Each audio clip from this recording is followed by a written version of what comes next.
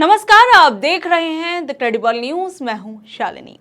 2013 में नरेंद्र मोदी ने एक भाषण में कहा था कि गरीब के घर में चूल्हा नहीं जलता, बच्चा रात रात भर रोता है, माँ आंसू पीकर सोती है और देश के नेताओं को गरीब की परवाह तक नहीं होती। अरे गरीब के घर में चूल्हा नहीं जलता है, बच्चा रात रात रोता है, माँ आंसू पी के सोती है और देश के नेताओं को गरीब की परवाह तक नहीं।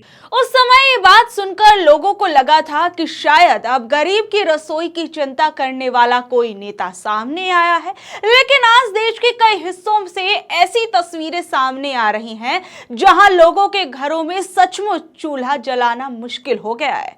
कहीं 2000 का कमर्शियल सिलेंडर 4000 में बिक रहा है, कहीं लोग गैस एजेंसियों के बाहर लंबी लाइनों में खड़े हुए हैं। पंजाब में हालात ये हैं कि लोग सिलेंडर लेकर भागते दिख रहे हैं। कई शहरों में ढाबों में और हॉस्टल्स की मेस में मजबूरी में लकड़ी और कोयले पर खाना पकाया जा रहा है। लेकिन इसी बीच सरकार का दावा है कि देश में एलपीजी की कोई कमी नहीं है। पीएम मोदी कहते हैं कि कुछ लोग अफवाह फैला रहे हैं और वैश्विक युद्ध की वजह से पैदा हुए संकट को बढ़ा चढ़ा कर दिखा रहे हैं। आजकल बहुत चर्चा एलपीजी को लेकर हो रही है। कुछ लोग हैं जो पैनिक क्रिएट करने का प्रयास कर रहे हैं, अपना एजेंडा चलाना चाहते हैं। मैं इस समय उन पर राजनीतिक टिप्पणी नहीं करना चाहता, लेकिन इतना जरूर कहूंगा कि ऐसा करके वो जनता के समक्ष खुद को एक्सपोज हो ही रहे हैं, पूरे देश का भी बड़ा नुकसान कर रहे हैं। साथियों, आज युद्ध से जो ये वैश्विक संकट आया है, उसके प्रभाव से कोई देश अछूता नहीं है। कम अधिक मात्रा में हर कोई इस संकट के शिकार है। भारत भी इस संकट से निपटने के लिए कोई कसर बाकी नहीं छोड़ रही है। आज देश में सबसे बड़ा सवाल यही है कि अगर सरकार कह रही है कि सब ठीक है, तो फिर जमीन पर इतनी बेचैनी क्यों दिख रही है?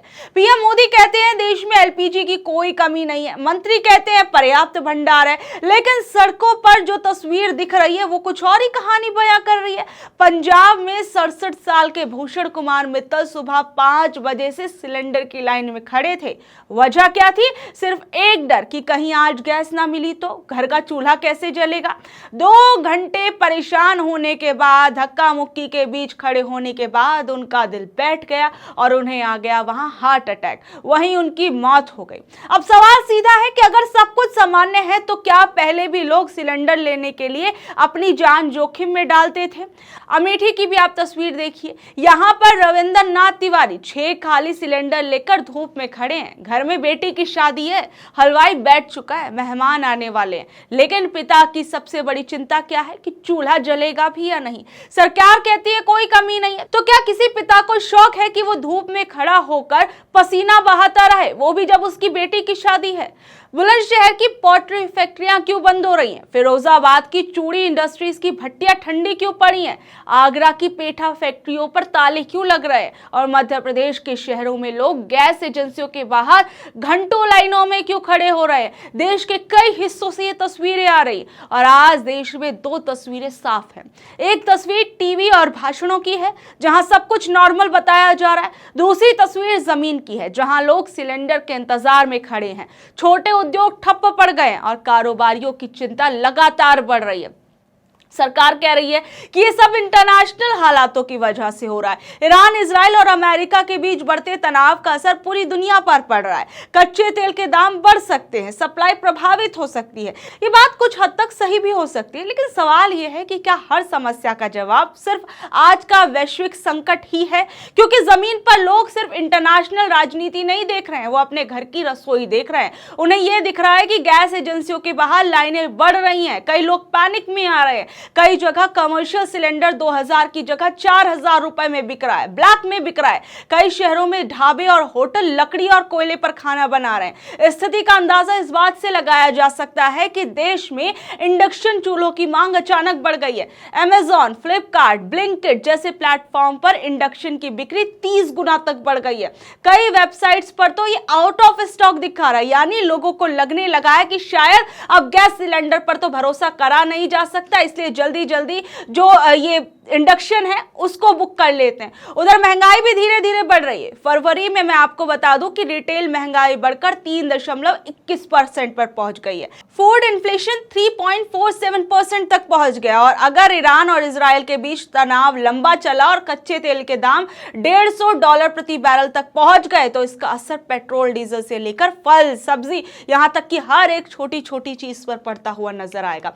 यानी समस्या सिर्फ गैस सिलेंडर तक की नहीं रहने वाली है। आगे हो सकता है कि अगर ये युद्ध लंबा खिंचता है और देश के अंदर सरकार सब कुछ ठीक तरीके से हैंडल नहीं कर पाती है तो एक बड़ी समस्या सामने खड़ी मिल सकती है। मतलब आप समझ सकते हैं कि एक तरफ देश की संसद के अंदर जो है लगातार हंगामा हो रहा है, विपक्ष एलपीजी सिलेंडर को लेकर सवाल पूछ रहा है, उस पर हम देख रहे हैं कि किस तरीके से बीजेपी पार्टी सफाई दे रही है और तमाम तरह का बवाल इस वक्त पूरे देश भर में देखने को मिल रहा है।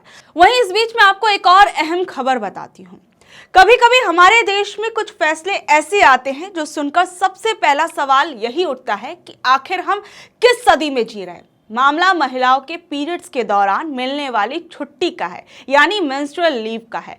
हाल ही में ये मुद्दा सुप्रीम कोर्ट पहुंचा था। मांग ये थी कि दफ्तरों और स्कूल कॉलेजेस में महिलाओं को हर महीने में 1-2 दिन की पेड छुट्टी मिल जाए ताकि उस दर्दनाक समय में उन्हें थोड़ा सा आराम मिल सके। लेकिन कोर्ट ने इस अर्जी को ये कहकर झटक दिया कि अगर ये नियम बना दिया गया तो कंपनियां महिलाओं को नौकरी देने से ही कतराने लगेंगी। अब जरा इस बात को गहराई से समझिए। मतलब समस्या ये नहीं है कि महिलाओं को उन दिनों में भयंकर दर्द होता है, समस्या ये है कि अगर उन्हें आराम दे दिया गया तो मालिकों को घाटा हो जाएगा और इसी घाटे के डर से जो है मालिक महिलाओं को काम पर नहीं रखेंगे, नौकरी नहीं देंगे। गजब की बात है। यानी दहेज उत्पीड़न को देखते हुए महिलाओं की या लड़कियों की शादी होना ही बंद हो जाए। मतलब किस तरीके का लॉजिक जो है वो दिया जा रहा है।